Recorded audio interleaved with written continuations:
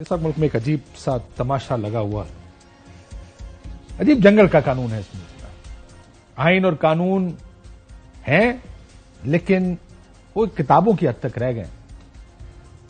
इस वक्त ताकत का राज है, और ताकत का राज भी इस हद तक है कि आज परवेज इलाही साहब को 7वीं दफा फिर से गिरफ्तार कर लिया गया। अदालत जमानत दे के बाहर निकालती है, बाहर से जो भी बंदा है दूसरी उसको दोबारा गिरफ्तार कर लेते हैं।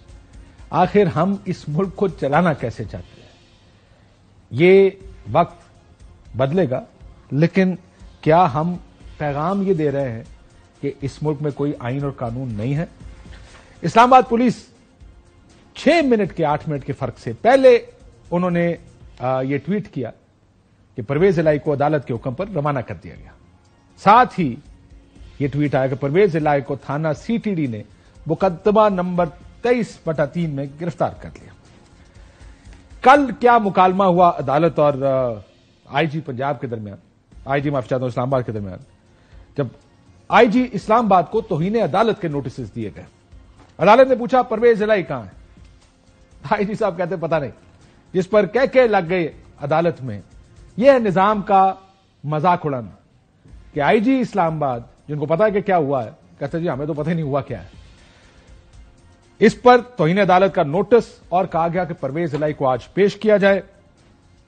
जिन जज ने ऑर्डर दिया था वो तब्दील हो गए। जब आईजी साहब ने कहा कि हमें नहीं पता वो कहां है, तो खोसा साहब ने, जो वकील थे, उन्होंने कहा आईजी साहब झूठ बोल रहे हैं।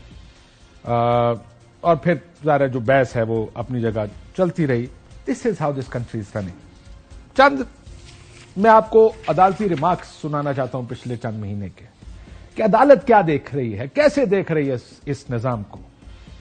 Chief justice Peshawar high court ने एक केस में कहा कि आज अगर रंगेज खान को अदालत में पेश ना किया जाता तो मैं अपने ओहदे से इस्तीफा दे देता। यहां तक उन्होंने अपने रिमार्क्स में कहा। पेशावर हाई कोर्ट में साबिक वजीर अली मोहम्मद खान की दरखास्त जमानत पर समाअत हुई।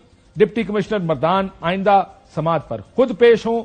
एक डीसी को अबरत का निशान बनाएंगे तो फिर गैर कानूनी काम कोई नहीं करेगा।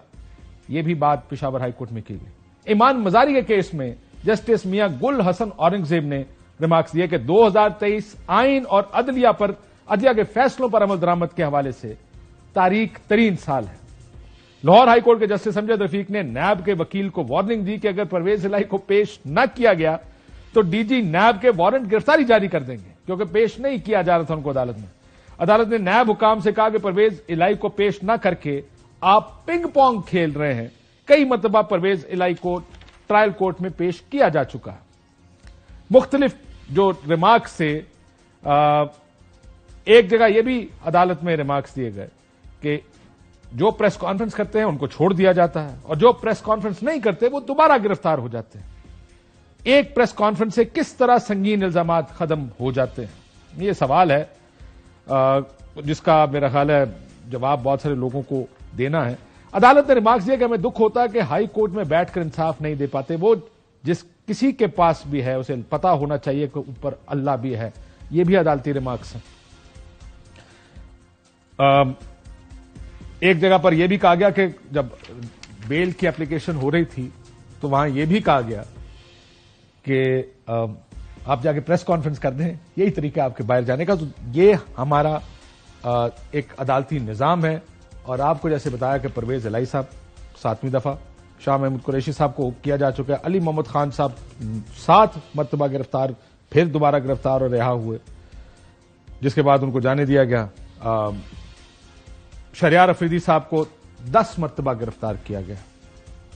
और बहुत से हैं जो 2-2, 3-3 दफा, मलिका बुखारी, शीरी मजारी, मुसर्रत चीमा, ये 2-2, 3-3 दफा वाले तो उड़ते फिर रहे हैं हमारी मार्केट में। जिन लोगों को ये गिरफ्तार किया गया, आखिर हम क्या कर रहे हैं?